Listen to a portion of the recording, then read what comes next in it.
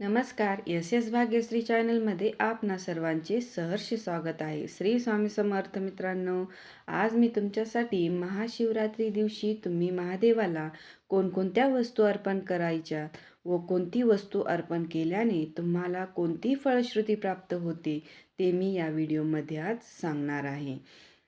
Video पूर्ण पहा, skip न करता पहा, म्हणजे तुम्हाला सर्व माहिती मिळेल. महाशिवरात्री दिवशी भगवान शंकराची पूजा ही 4 प्रहर करायची असते. 4 प्रहर म्हणजे काय आणि ही सेवा कशी करायची हे मी मागील व्हिडिओमध्ये तुम्हाला सांगितलेले आहे. या व्हिडिओमध्ये आपण महादेवाच्या पिंडीवर कोणत्या कोणत्या वस्तू व्हाव्यात व त्यांनी कोणती फळश्रुती मिळते हे आज सांगायचं आहे. या व्हिडिओमध्ये तुम्हाला शिवलिंगावर कोणत्या वस्तू अर्पण केल्याने कोणती फळश्रुती मिळते हे या व्हिडिओमध्ये मी तुम्हाला सांगणार आहे. व्हिडिओ स्किप न करता पहा, म्हणजे तुम्हाला सर्व माहिती मिळेल व व्हिडिओला सबस्क्राईब करायला विसरू नका. महादेवाच्या पिंडीवर तुम्ही 1 लोटा जल अर्पण केल्याने तुम्हाला मनःशांती प्राप्त होते व तुमचे मन शांत राहते. महादेवाला 1 लोटा जल हे अतिप्रिय आहे. महाशिवरात्री दिवशी तुम्हाला 108 बेल ओम नमः शिवाय हा मंत्र म्हणून शिवलिंगावर एक बेल अर्पण करायचा आहे किंवा तुम्ही कोणताही मंत्र शिवाचा म्हणू शकता.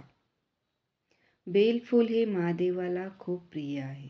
108 बेल तुम्हाला अर्पण करणे शक्य नसेल तर या दिवशी म्हणजे महाशिवरात्री दिवशी तुम्ही एक तरी बेल शिवलिंगावर अर्पण करायचा आहे.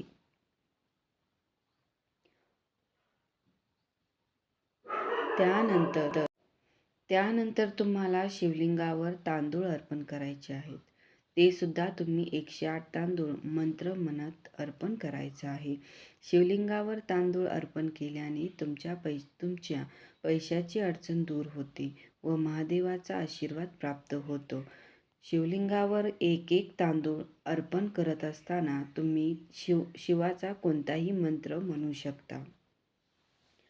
त्यानंतर शिवलिंगावर तुम्हाला काळे तीळ अर्पण करायचे आहेत. शिवलिंगावर तुम्हाला काळे तीळ अर्पण करायचे आहेत. यांनी तुमच्या घरावर जो पितृदोष आहे तो नाहीसा होतो. काळे तीळ हे तुम्हाला पाण्यामध्ये टाकून शिवलिंगावर अर्पण करायचे आहे. तुमचा पितृदोष नाहीसा होतो व घरामध्ये सुख समृद्धी नांदते.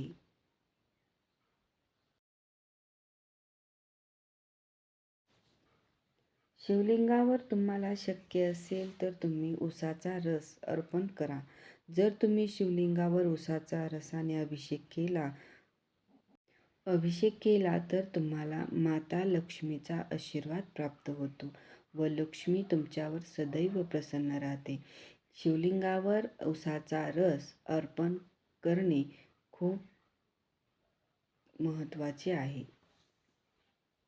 जर तुमची घरामध्ये कोणती कामं अडकली आहेत, तुमच्या कोणत्याही अडचणी असतील त्या दूर व्हाव्यात व घरामध्ये सुख समृद्धी नांदावी किंवा तुमच्यावर खूप कर्ज झालेले आहे तर तुम्हाला कर्जमुक्त व्हायचे आहे तर तुम्ही महादेवाच्या पिंडीवर ही एक वस्तू अर्पण केल्याने या सर्व अडचणी दूर होतील. शिवलिंगावर तुम्हाला मसूर डाळ अर्पण करायची आहे. यांनी तुमच्या सर्व अडचणी दूर होतात, तुम्ही कर्जमुक्त होता आणि तुमची अडकलेली कामे पूर्ण होतात. मसूर डाळ ही 1 मूठ घेऊन शिवलिंगावर 1 मूठ अर्पण करायची आहे. त्यानंतर तुम्हाला शिवलिंगावर थंड दूध म्हणजे कच्चे दूध न तापवलेले नाही असे तुम्ही शिवलिंगावर अर्पण केल्याने तुम्हाला दीर्घायुष्य प्राप्त होते. शिवलिंगावर गरम किंवा तापलेले दूध अर्पण करायचे नाही. शिवलिंगावर मधाचा अभिषेक केल्याने तुमच्या सर्व इच्छा पूर्ण होतात. शिवलिंगावर मधाचा अभिषेक तुम्ही मंदिरात जाऊन करू शकता किंवा मंदिरात जाणं शक्य नसेल तर तुम्ही घरी तुमच्या देवघरात शिवलिंग असेल तर तुम्ही त्यात थोडे तेथेही करू शकता. एक महत्त्वाचं म्हणजे एक लोटा जल. जेव्हा तुम्ही शिवलिंगावर अर्पण करतात तेव्हा ते जल थंड असावे. महादेवाच्या पिंडीवर जल अर्पण करताना जल हा नेहमी थंड असावा. तो गरम किंवा कोमट करून घेऊ नये. जल अर्पण करताना आपण महादेवाच्या पिंडीवर जल अर्पण करत असतो तेव्हा वाकून जल अर्पण करायचा असतो. महादेवाच्या पिंडीवर तुम्हाला सौंदड म्हणजे शमी अर्पण करायचं आहे आणि त्यानंतर तुम्हाला महादेवाच्या पिंडीवर पांढरी फुले अर्पण करायची आहेत, कारण पांढरी फुले हे महादेवाला अतिप्रिय आहेत.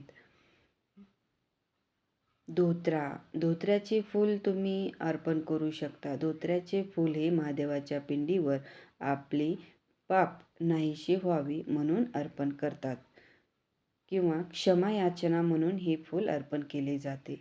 जर तुम्हाला संतान प्राप्तीची इच्छा असेल तर तुमची ही इच्छा महाशिवरात्रीच्या दिवशी गाईचे कच्चे दूध अर्पण केल्याने तुमची ही इच्छा महादेव नक्की पूर्ण करतात. हे सर्व तुम्ही शिवरात्री दिवशी महादेवाच्या पिंडीवर अर्पण करायचे आहे.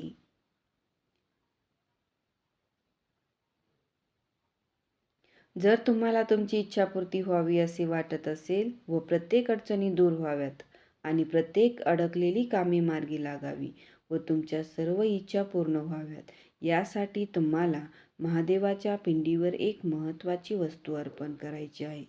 तर ती कोणती वस्तू आहे तर हे मी तुम्हाला पुढे सांगणार आहे. त्यासाठी व्हिडिओ पूर्ण पहा.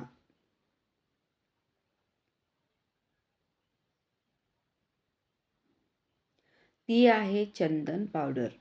जर तुम्ही ही चंदन पावडर पाण्यामध्ये मिक्स करून जर तुम्ही शिवलिंगावर जलाभिषेक केलात तर तुमच्या या सर्व इच्छा महादेव नक्की पूर्ण करतील. म्हणून चंदन पावडर हे कुठेही भेटते. ती आणून तुम्ही महादेवाच्या पिंडीवर पाण्यामध्ये मिक्स करून ती वस्तू अर्पण करायची आहे. तर ही होती खास वस्तू जी तुम्ही महादेवाच्या पिंडीवर अर्पण करायची आहे. याने तुमच्या सर्व इच्छा मनोकामना पूर्ण होतात व महादेवाचा आशीर्वाद तुम्हाला नक्की प्राप्त होतो. महाशिवरात्री दिवशी तुम्ही शिवलीला पारायण करत असाल तर हे पारायण तुम्ही नियम अटी पाळून करायचे आहे. जर हे नियम पाळून तुम्ही पारायण केले तर ते पारायण तुमची भक्ती श्रद्धा महादेवापर्यंत नक्की पोहोचणार. महाशिवरात्रीचे शिवलीला पारायणाचे काही नियम आहेत, ते नियम पाळा. जर तुम्हाला पारायण करणे शक्य नसेल तर शिवलीला अमृतचा 11वा अध्याय हा तुम्ही नक्की वाचा किंवा ऐकल्याने सुद्धा तुमच्या इच्छा पूर्ण होतात. कारण महाशिवरात्री दिवशी शिवतत्व खूप 100 पटीने जागृत झालेले असते. महाशिवरात्री दिवशी तुम्ही कोणतीही सेवा करा किंवा जप जरी केलात, नामस्मरण जरी केले तरी जी सेवा महादेवापर्यंत नक्की पोहोचणार आहे. कारण या दिवशी शिवतत्व हे 100 पटीने जागृत झालेले असते. म्हणून तुम्ही महादेवाची कोणतीही पूजा केली, कोणतीही सेवा केली तर ती महादेवापर्यंत नक्कीच पोहोचणार. भोलेनाथ आपल्या भक्तांच्या सर्व इच्छा पूर्ण करत असतात. कारण महाशिवरात्री दिवशी शिव आणि शक्ती एकरूप झालेले होते. या दिवशी जागरण करणे व 4 प्रहरी पूजा करणे खूप महत्त्वाचे मानले जाते.